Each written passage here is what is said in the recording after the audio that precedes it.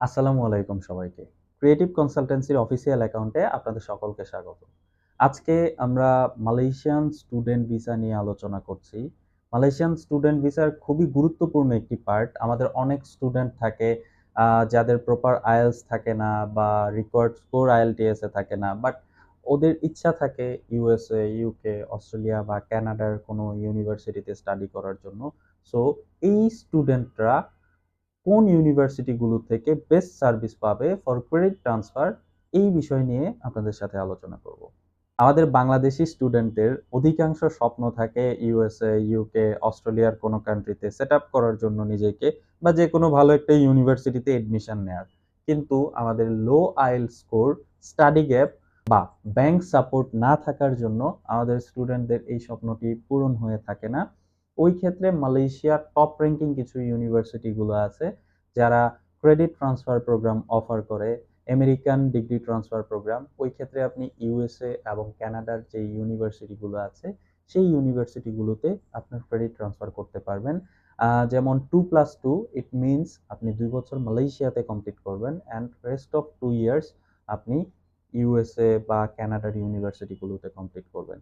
এছাড়াও এই প্রোগ্রামগুলো কস্ট কমানোর জন্য দেখা যায় যে 3+1 এরকম করা হয়। ইট মিনস আপনি 3 ইয়ার্স মালয়েশিয়াতে কমপ্লিট করবেন অ্যান্ড 1 ইয়ার্স আপনি ইউএসএতে বা কানাডাতে কমপ্লিট করবেন। কেন এই টাইপের প্রোগ্রামগুলো ইউনিভার্সিটি থেকে অফার করা হচ্ছে? দেখা যায় যে আমাদের অনেকেরই বাজেটের একটা প্রবলেম থেকে থাকে। সো এই বাজেট প্রবলেমটা আপনি মালয়েশিয়াতে খুবই কম খরচে 3 বছর স্টাডি করতে পারছেন এবং লাস্ট ইয়ার আপনি ইউএস এর বাজেটে স্টাডি করলেন। যেমন ইউএসএ তে যদি বলি, ভালো কোনো ইউনিভার্সিটিতে যদি কোনো স্টুডেন্ট যেতে চায়, ওই ক্ষেত্রে 15,000 ইউএসডি বা 16,000 ইউএসডির মতো কস্ট চলে আসে। কানাডাতে ইটস অলমোস্ট 20,000 টু 50,000 পর্যন্ত হয়ে থাকে, ইউনিভার্সিটি ওয়াইজ ভ্যারি করে।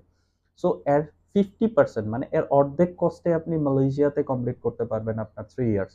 বাট যখন আপনি ফাইনাল ইয়ার্সে ইউএসএ অর কানাডার কোনো ইউনিভার্সিটিতে এডমিশন নেবেন, একজন স্টুডেন্ট যে ফার্স্ট ইয়ার থেকে স্টাডি করছে ইউএসএ তে আর কানাডাতে, ও যে ফ্যাসিলিটিগুলো পাচ্ছে আপনি সেম ফ্যাসিলিটিগুলোই পাবেন। এছাড়াও ইউনিভার্সিটি থেকে মালয়েশিয়ান যে ইউনিভার্সিটিগুলো আছে ক্রেডিট ট্রান্সফারের ক্ষেত্রে Australian degree transfer programme offer করে। যেমন অনেক স্টুডেন্ট আছে আমাদের বাংলাদেশে যারা অস্ট্রেলিয়াতে যাওয়ার জন্য খুবই ইন্টারেস্টেড বা অস্ট্রেলিয়া থেকে রিজেকশনও হয়েছেন।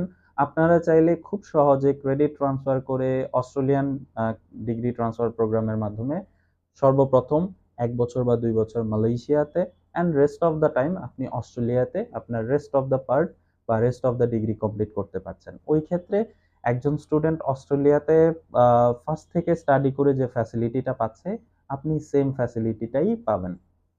সো এই জায়গায় স্টুডেন্টের জন্য কস্ট এফোর্ডেবিলিটিটা বেশি। স্টুডেন্ট এই টাকাটা বেয়ার করতে পারে এবং দেখা যায় যে পার্ট টাইম জব করার অপরচুনিটি স্টুডেন্টরা অ্যারেঞ্জ করতে পারে এবং পার্ট টাইম জব করে মোটামুটি টিউশন ফিসের সাপোর্ট কিছুটা দেয়া সম্ভব হয়ে থাকে।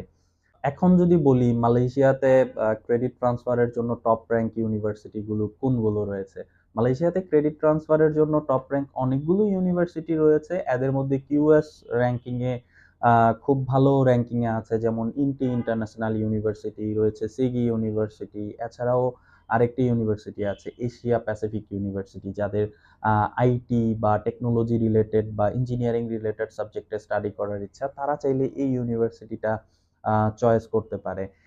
এছাড়াও আরো অনেকগুলো ইউনিভার্সিটি আছে, বাট ক্রেডিট ট্রান্সফারের জন্য এবং কিউএস র্যাঙ্কিং এর টপ ইউনিভার্সিটি গুলোর মধ্যে এই 3টে ইউনিভার্সিটি রয়েছে যারা টপ র্যাঙ্ক ইউনিভার্সিটি এবং যাদের থেকে credit transfer ratio almost 100%।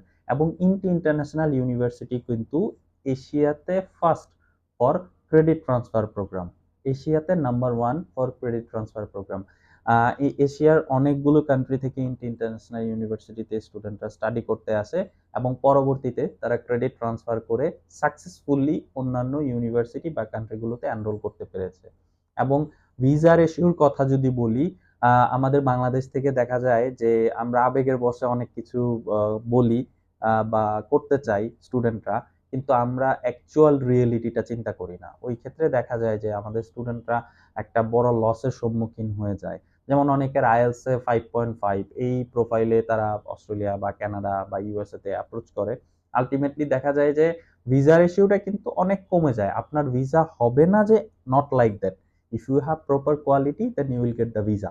But ultimately বিষয়টা হয় কি, সকল স্টুডেন্টের মধ্যে ওই যে প্রপার কোয়ালিটিটা এটা প্রিপেয়ার্ড থাকে না। সো আপনি যখন ফার্স্টে বাংলাদেশ থেকে মালয়েশিয়াতে গিয়ে আপনার 1 ইয়ার বা 2 ইয়ার কমপ্লিট করেছেন, ইট মিনস আপনি একটা অলরেডি ইন্টারন্যাশনাল এনভায়রনমেন্টে আছেন। আপনি টোটালি আপনার নিজেকে প্রিপেয়ার করতে পারছেন। এবং পরবর্তীতে স্টুডেন্ট যখন ইউএস এম্বাসি ফেস করে অথবা অন্যান্য এম্বাসিতে ভিসার জন্য অ্যাপ্রোচ করে, ইউএসএ, কানাডা বা অস্ট্রেলিয়ান অন্যান্য কান্ট্রিগুলোতে, তখন তাদের ভিসার ইস্যু হাইয়েস্ট হয়ে যায়। প্রপার একটা কোয়ালিটিতে কনভার্ট হয়। যেটা আমাদের বাংলাদেশ থেকে হয়ে ওঠে না।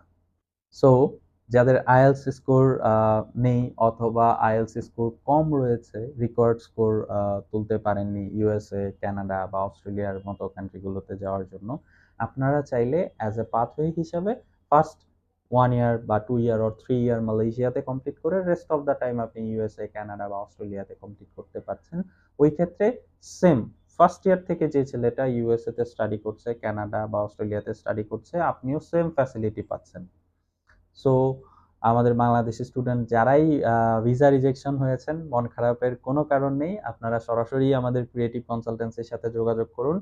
আপনাদের A to Z processing, university application to visa processing, all guide আমরা ক্রিয়েটিভ কনসালটেন্সি আপনাদেরকে করব।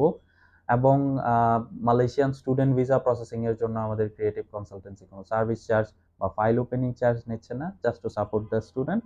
Thanks for watching this video. Allah Hafiz.